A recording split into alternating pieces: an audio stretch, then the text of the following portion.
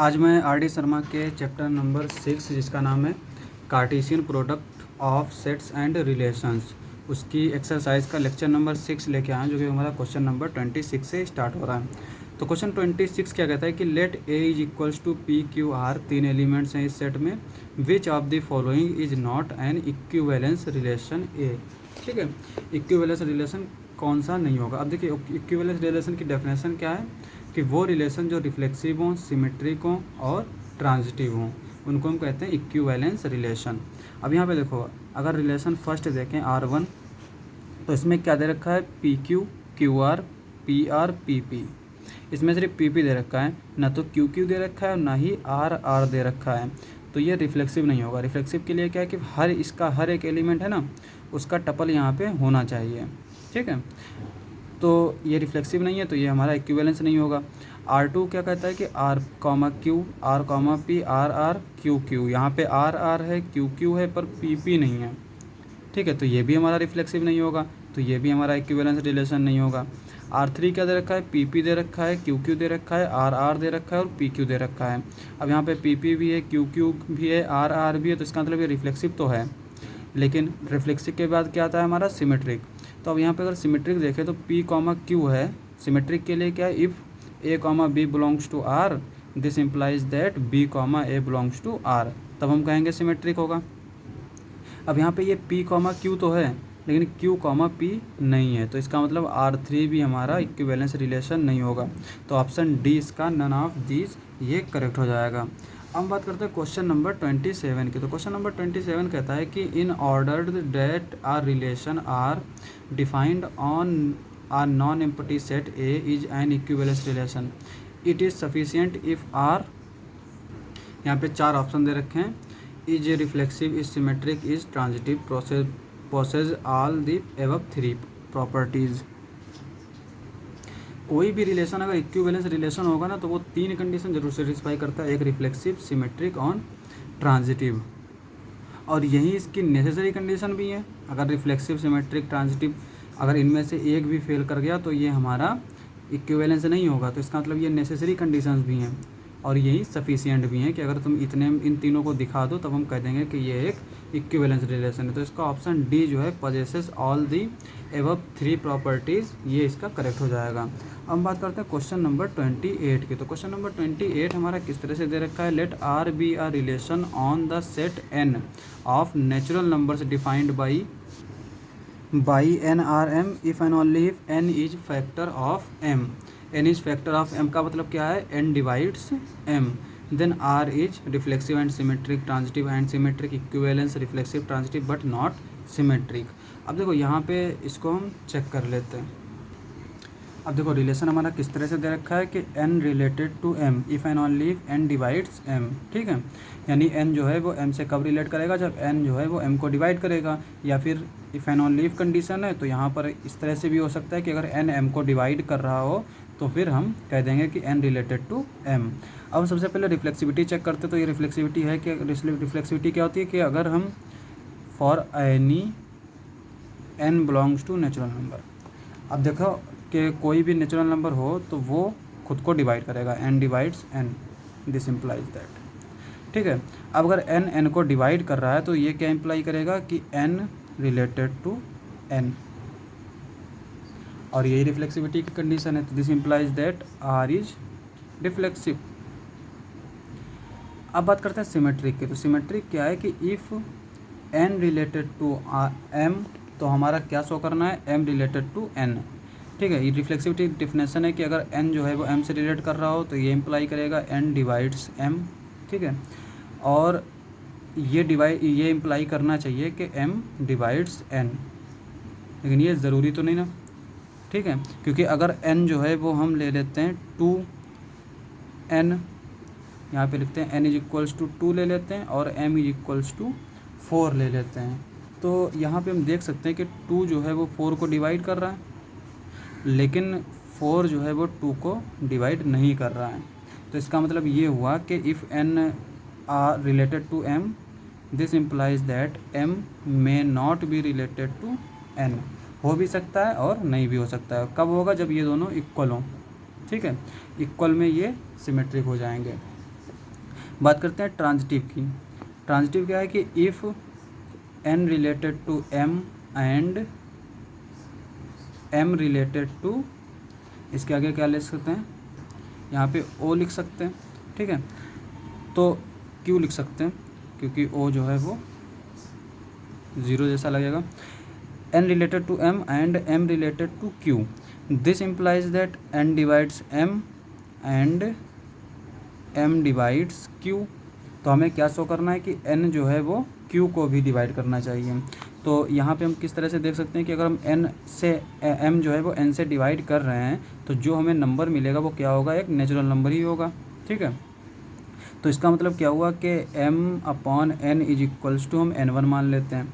Similarly यहाँ पे m divide कर रहा है q को, तो इसका मतलब q/m, m जो है जब इसको हम डिवाइड कर देंगे q से, ठीक है, तो ये हमें n2, यहाँ पर n1 और n2 क्या होंगे, हमारे नेचुरल नंबर्स होंगे। अब हम क्या करते हैं, इसको लिख सकते हैं इस तरह से n1, ठीक है, और q लिख सकते हैं n2। अब यहाँ से हम m की वैल्यू उठा के यहाँ पे पुट कर देते हैं, तो ये हमारा क्या आ जाएगा, q is equals to n1 n2। अब ये हमारा क्या है, ये भी नेचुरल नंबर था, ये भी नेचुरल नंबर था, तो दोनों का प्रोडक्ट भी क्या आ जाएगा, नेचुरल नंबर आ जाएगा। This implies that n divides q, ठीक है, क्योंकि नेचुरल नंबर अगर आ रहा है तो इसका मतलब n जो है वो q को डिवाइड करेगा, और अगर n जो है q को डिवाइड कर रहा है तो ये इम्प्लाई करता है n रिलेटेड टू q, तो ये ट्रांजिटिव होगा, ठीक है। तो ये रिफ्लेक्सिव है और सिमेट्रिक नहीं है, रिफ्लेक्सिव है और ट्रांजिटिव है, बस। तो क्वेश्चन नंबर 28 का ऑप्शन डी जो है वो करेक्ट हो जाएगा, reflexive, transitive but not symmetric. अब हम बात करते हैं क्वेश्चन नंबर 29 की। तो क्वेश्चन नंबर 29 कहते हैं कि let R and S be two relations on a set A, then which one of the following is not true, ठीक है। एक यहाँ पे क्वेश्चन था, क्वेश्चन नंबर 22, जो कि हमने लेक्चर नंबर 5 में लिखा पूरा किया था। यहाँ पे क्या कहता है कि let R and S be two non void relation on a set A, which of the following statement is false. Same language है, बस यहाँ पे जो है नॉट ट्रू लिखा है, और उसके बाद में इसमें ऑप्शंस दे रखे हैं कि R and S are transitive, ठीक है, ये इम्प्लाई करेगा R union S is transitive. कौन सा स्टेटमेंट फॉल्स है, तो ये इम्प्लाई करेगा क्या नहीं करेगा, ये देखना है। ये इम्प्लाई करेगा कि नहीं ये देखना है। और सेम यहाँ पे भी है, ठीक है, R and S are transitive, then R union S is also transitive. यहाँ पे इम्प्लीकेशन का चिन्ह लगा हुआ था और यहाँ पे देन लिखा है। क्वेश्चन हमारा सेम है, ठीक है। तो इस क्वेश्चन को करने के लिए आप जो है उसका लेक्चर नंबर 5 देख सकते हैं, ठीक है। अब हम बात करते हैं क्वेश्चन नंबर 30 की। तो क्वेश्चन नंबर 30 कहते हैं कि let R be R relation on the set N be defined by x comma y हमारे नेचुरल नंबर्स हैं और इस इक्वेशन को सेटिस्फाई करने चाहिए। देन आर इज, फिर हमारा यहाँ पे 4 ऑप्शन दे रखे हैं, रिफ्लेक्सिव, सिमेट्रिक, ट्रांजिटिव। तो इसको कर लेते हैं। तो हमारा रिलेशन जो है वो इस तरह से दे रखा है, ठीक है। तो अब हमें क्या चेक करना है, पहले रिफ्लेक्सिविटी चेक करते हैं कि for any a belongs to x ले लेते हैं, x belongs to natural number, ठीक है। तो अगर हम कोई भी नेचुरल नंबर में एक्स ले रहे हैं और यहाँ पे इस इक्वेशन को भी सेटिस्फाई करना चाहिए, तो पहले हम इसको क्या लिख सकते हैं, 2x plus x is equals to 41। अब अगर हर x के लिए ये इसको सेटिस्फाई कर रहा है तो हमारा x कॉमा एक्स आर में चला जाएगा। तो यहाँ पे हम देख सकते हैं कि अगर x इज इक्वल्स टू हम ले लेते हैं 1 ले लेते हैं या फिर 2 ले लेते हैं, 3 ले लेते हैं, कुछ भी ले लेते हैं, तो यहाँ पे देखिए ये क्या हो जाएगा हमारा, ये अगर 1 लेंगे तो 2 + 1 3 हो जाएगा, और जो कि 41 के इक्वल तो हो नहीं सकता। 2 लेंगे तब भी हमारा ये 4 + 2 यानी कि 6 हो जाएगा, तब भी ये हमारा 41 के इक्वल नहीं होगा।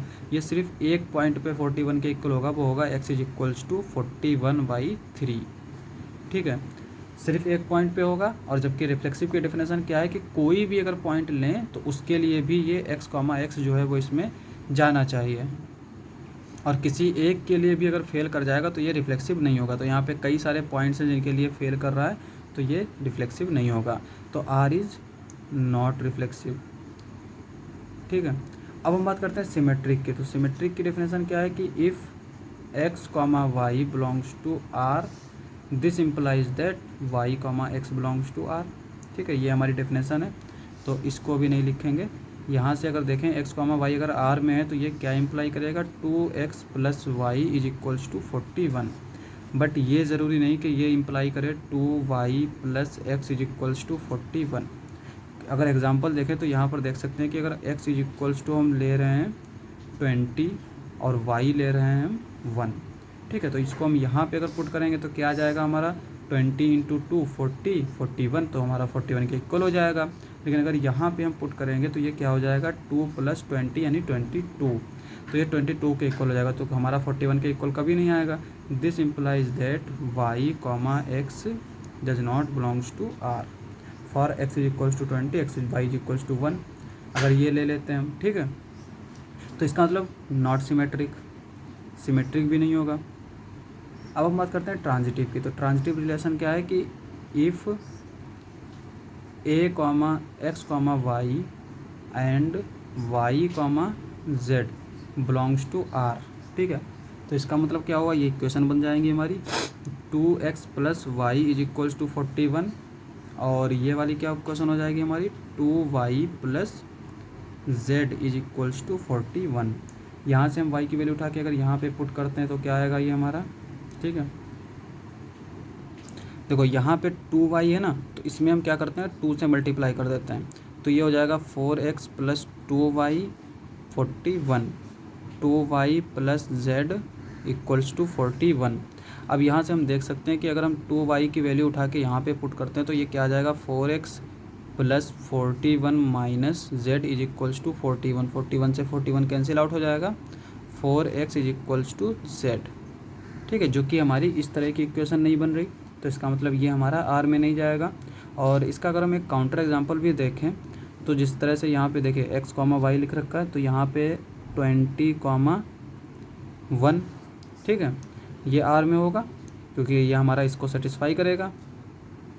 और क्या होगा हमारा 1,39, ये भी आर में होगा, बट 20,39 आर में नहीं होगा, क्योंकि अगर हम 20,39 यहाँ पे पुट करेंगे तो ये हमारी 41 से ज़्यादा हो जाएगी, जबकि यहाँ पे इक्वल होना चाहिए। तो ये हम काउंटर एग्जांपल देख सकते हैं, यहाँ पे भी हमें पता चलता है कि ये ट्रांजिटिव नहीं होगा। ठीक है, तो इस तरह से हम देख सकते हैं कि ये ना तो रिफ्लेक्सिव है, ना सिमेट्रिक है और ना ही ट्रांजिटिव है। अब इसमें हमारे ऑप्शन क्या दे रखे थे, क्या रिफ्लेक्सिव होगा, सिमेट्रिक होगा या ट्रांजिटिव होगा। डी था ऑप्शन, नन ऑफ दीज। तो इसका ऑप्शन डी जो है वो करेक्ट हो जाएगा, नन ऑफ दीज। तो इस तरह से हम क्वेश्चंस कर सकते हैं। तो आज के लिए बस इतना ही। अगर आपको हमारा वीडियो अच्छा लगे तो हमारे चैनल को सब्सक्राइब करें। मिलते हैं अगली वीडियो में।